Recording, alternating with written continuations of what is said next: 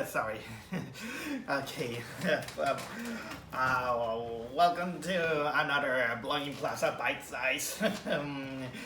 I'm gonna try to keep this out short, like I always do on those bite size, because, I just saw a movie that I was anticipating to wait until right now, and that one is none other than Paramount Plus's Beavis and Butthead Do the Universe. I'll say that I did grow up in the 90s. I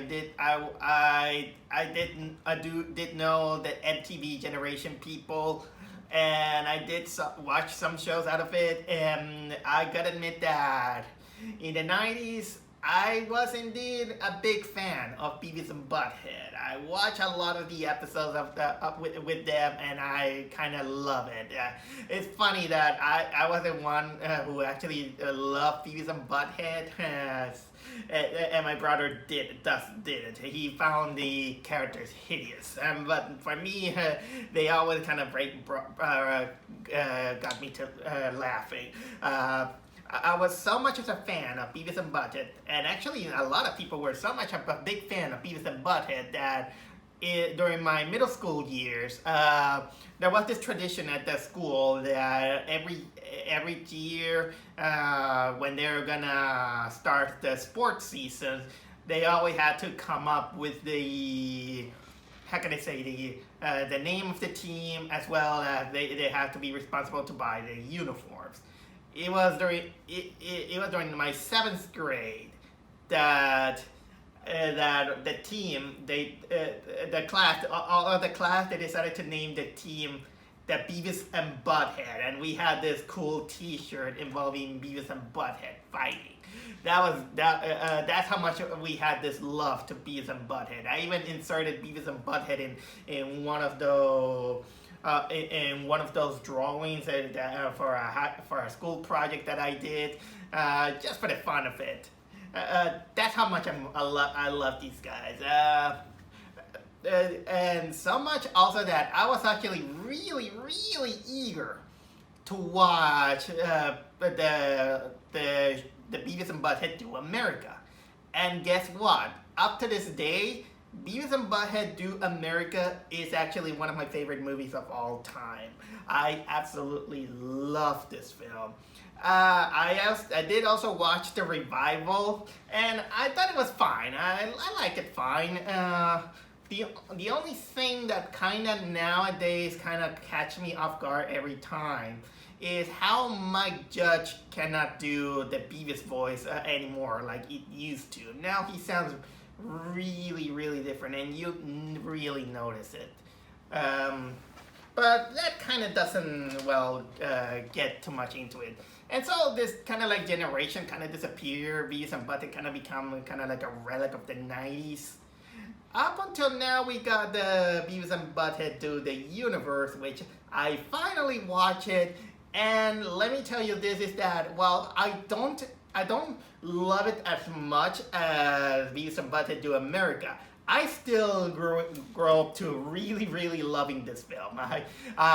Considering me as kind of like a big fan of Beavis and Butthead, I really like these guys, and the movie does a good job. I really like how they make kind of like this dumb scenarios and just make it even more awkward, because it's basically, the whole show is basically how people react to these two idiots who they just think of, doing whatever they want, especially finding a way to score women, but they can't because, for one, these guys are too young, and two, these two guys are stupid, extremely stupid, let's say. Considering that they were mostly done to, satirize the stupid generational youth of that era. And somehow that kind of blends in with today's generation in one way or another. So what do we got in the movie? So basically, is that after Beavis and Butthead do another shenanigan during the school, they've been sentenced to go to space camp because apparently the judge was inspired by Touched by an Angel. while doing their exercise, their distractions, let's say, apparently it catches the eye on this woman. What was it called? Serena, and basically say that, hey, these guys know how to. And these guys know how to, make make a docking, and so we can train these guys so we can go send them to a mission to outer space. Of course, it's just Beavis and Butthead just playing around in a lewd fashion. But of course, this goes into a big disaster that ends up with Beavis and Butthead being kicked out of space by Serena, and then they get sucked in a black hole, and this makes them time travel to this year's 2022. And basically, this kind of turns into Beavis and Butthead roaming around the world of today, and at the same time, the Serena woman wants to kill them when she finds out that they're alive because she's now a governor and she's afraid that they're gonna spill the beans. That she attempted murder and gonna ruin their reputation, and also there's two Pentagon agents who think that they're aliens, and they wants to do what FBI agents do.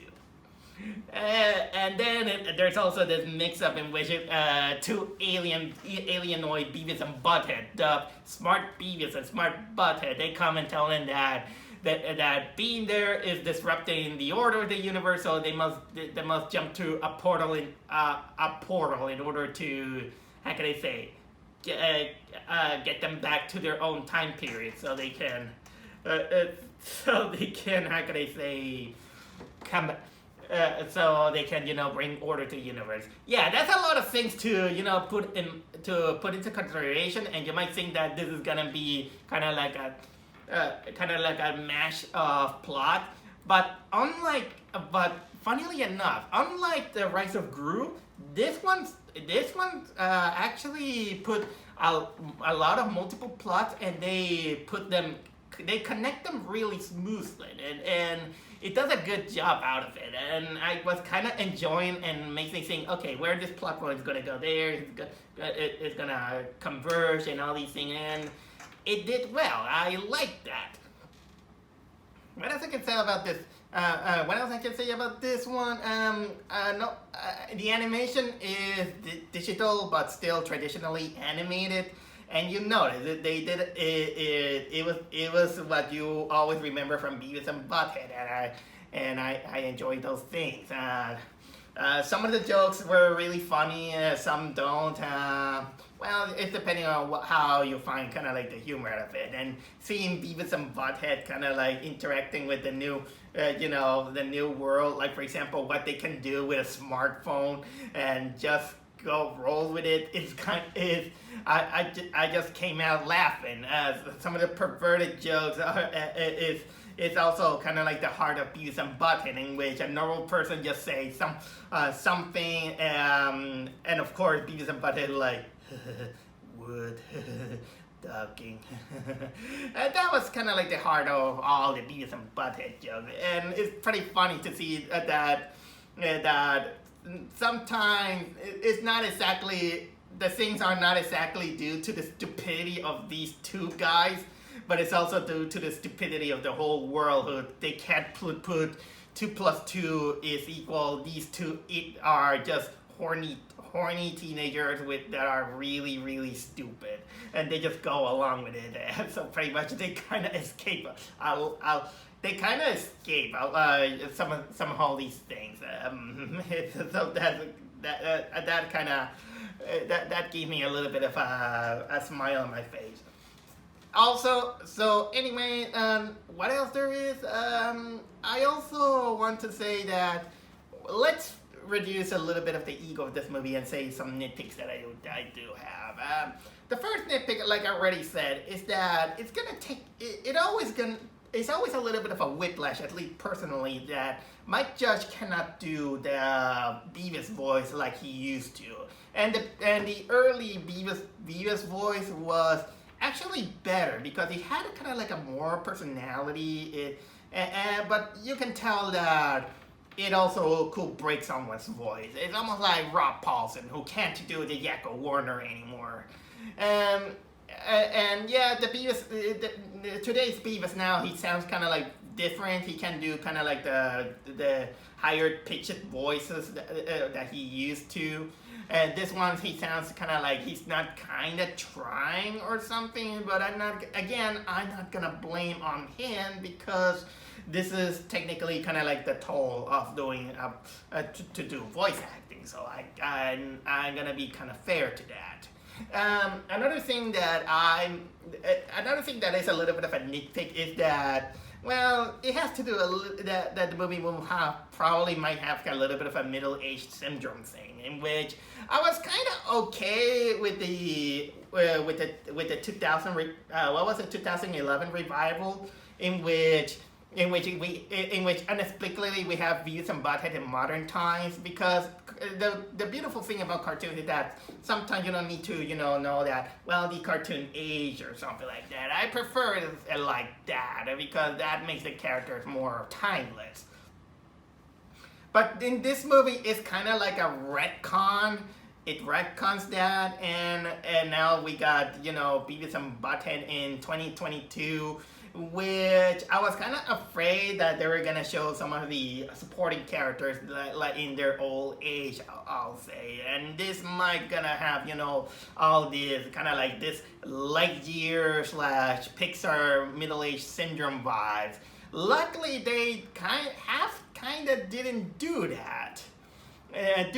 But they did a nice job with that. So I'm not exactly kind of like picky out of it, especially considering that the movie also confirms that there's a multiverse in it.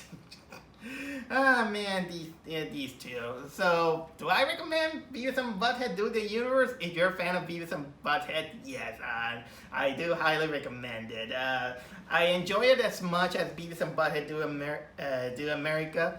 Okay, maybe a little bit less considering certain circumstances, but man, that was a great score that I just gave.